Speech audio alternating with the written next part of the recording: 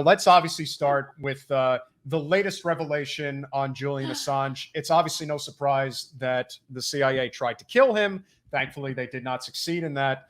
But it's at the point now where so it seems that so many of the actions that the shadow government takes is really to just scare people from ever attempting to do any of the work that Assange has already done and to never do it again. How do you see, the way that this whole thing is unfolded and where it stands right now? Well, when I saw this latest piece of news that confirmed that the Trump administration was literally trying to murder the guy, I made a 1-minute video where it was just like going through piece by piece how ridiculous this case against him is.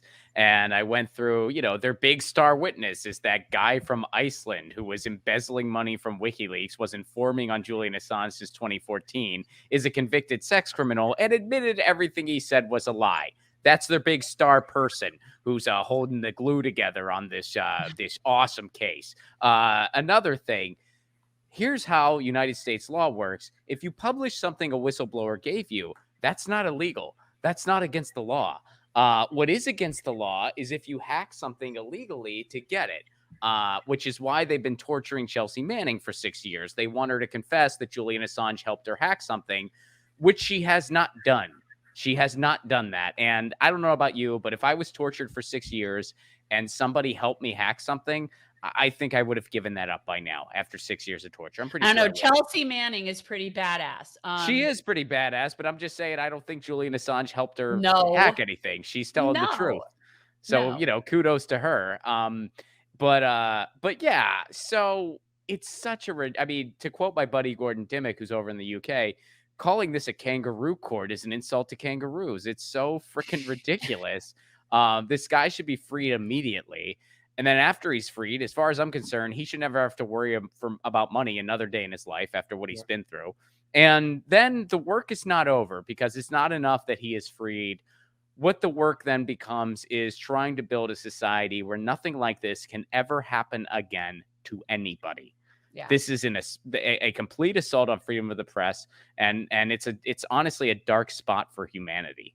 Really. I think it's a huge thing. Like, I think this is going to go down. The case with Julian Assange is going to be one of those most shameful times in history. Yeah. If humans even exist past, melting ice caps and far enough in the future to look back on this. But this is a huge thing. Like, this is going to be the thing that would be remembered as where the First Amendment went to die. And sure. I've been saying this for how many years? 12 years. Like, I can't even know how many years. And it's just not been taken as seriously by most people. Of course, it doesn't get media coverage because you just can't talk about that. We get demonetized. Yeah, that's the thing. Talking about Julian Assange. Me too. I think so many people, one thing I did, and I know this is a very small thing, but I feel like if everyone did it, I posted just on my personal, even my personal Facebook, which I seldom even use, but I posted just on social media, and I was like, look, if you have only heard what cable news has thrown up at you when it comes to Julian Assange, if you only have heard, the corporate propaganda vomit when it comes to what's going on with Julian Assange, and you're wondering what's going on there, feel free to just ask me anything about anything you've heard, about any questions you have. Feel free to ask me, and I'll just tell you what I know as someone who's been paying a fair amount of attention to this. I don't consider myself an expert, but I'm paying as much attention as I possibly can, and I've spoken to some of the experts, and I'm not going to shame you. I'm not going to be, oh, how did you not know that? You're so stupid. I'm just going to answer you to the best of my ability. And I got emails from strangers. I got emails from family members, actually. All kinds of people just saying, hey, yeah, I've heard this, this, and this. And they reported, they repeated some bullshit that they were told. And they were like, so what's the story that you know? And I told them my take on it. And, I've had a couple people going, hey, you changed my mind. I was wrong. I looked into some of the stuff you were saying. I was wrong about this. And, I learn more now. And I think, I think that really is an important thing, albeit a micro thing. I think stuff like that is really important, because I do think as a species, we're better than this. I really do believe that we're not this bad, but I think a lot of people just really aren't aware. Yeah. And for anybody who is just listening, I do have, scrolling across the bottom, the Department of Justice comment line 202-353-1555. And you can call and tell the Department of Justice you want them to drop the case against Julian Assange. I like to just sort of flash this across, and hopefully everyone takes turns like just calling it and flooding Merrick Garland's line. And the other one is we need everybody to be asking President Biden to pardon Daniel Hale. Yes. That needs to be happening right now as well. I'll create a banner at some point. My goal is to have Ilhan Omar come on and then talk about it. And because she's the only person I know of that spoke up and asked for that on behalf of Daniel Hale. And Well, go. Well, I was just going to add real quick, since you brought up Daniel Hale, the thing that both those cases have in common, too, is the Espionage Act, which we really need to talk. I mean, the Espionage Act was brought about during World War I and then again in World War II. It's very vague, it's very broad, and it basically says you can't go against the military interests of the United States on behalf of a foreign power or whatever else. It was written in the context of a freaking world war. That's the context in which it was written under. It has no place in today's society. So when is the only time it's used? Well, it's all about the interests of the United States military. What's the interest of the United States military, or at least the military-industrial complex? Imperialism and big oil. That's their interest. So when are they going to utilize the Espionage Act against a whistleblower exposing their crimes? Right. And it's fundamentally just... It's ludicrous, and clearly it's just a matter of how we treat whistleblowers in general in this country. It's a massive problem. I mean, clearly there's a distinction between what happened on the side where you're talking about Chelsea Manning and Daniel Hale versus what's going on with like Julian Assange.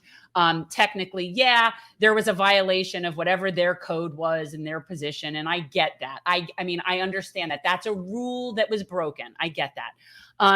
But it really is we need to err in favor of the greater good. And the greater good is that we should know what our government is doing on behalf of us, especially when those things are illegal. That's why when all of that drama was going down over the past few months with Jimmy and TYT, we did not get involved. But the one thing we did do was when Anna Kapparian went after Aaron Mate in one of the most blatant examples of fascism that, I mean, again, was basically trying to silence him and say that his reporting is false and you shouldn't trust him. And I'm just thinking.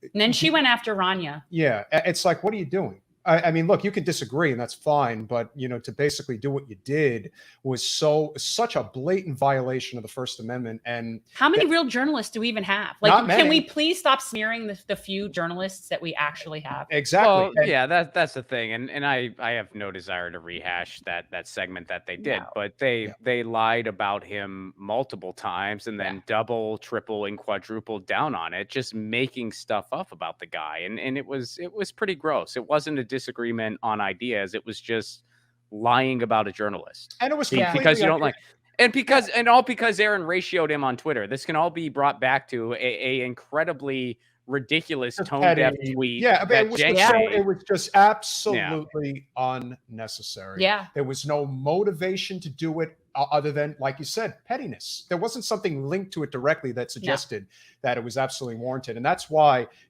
as you were saying, and I think this is a great way to wrap up the Assange conversation. You remember when Jim Acosta was out peddling his book about journalistic integrity? And he was at, Ron, if you remember, he was at like some, I guess, like Q&A, and somebody brought up Julian Assange, and the guy looked like a deer in headlights. Like he didn't even know what to say. I vaguely remember that. Yeah, I remember that actually. I mean, vaguely, but he knew what to say. He wasn't going to say it because it would affect his book sales. There you go. And that's all that matters. Thanks for watching. If you want to support our mission to transform politics into service, please like this video, subscribe, follow us on social media, and consider joining our Patreon, where you'll get early access to our interviews as well as other exclusive content. Links are in the description. Peace out.